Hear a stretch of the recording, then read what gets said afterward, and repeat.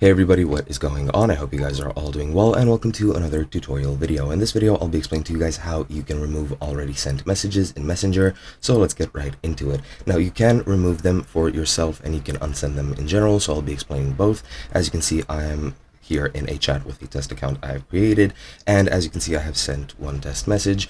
And to remove this message, all you have to do is tap and hold it, and you'll get this sort of menu. You tap the three dots in the bottom right, and then you can click remove. As you can see, now you have two options. You can either remove it for yourself, other people or whoever you're chatting with will still be able to see it. However, it'll be completely gone from your point of view. However, you can also hit unsend, and if you hit unsend, as you can see, it'll just say you unsent a message, and then nobody will be able to see it.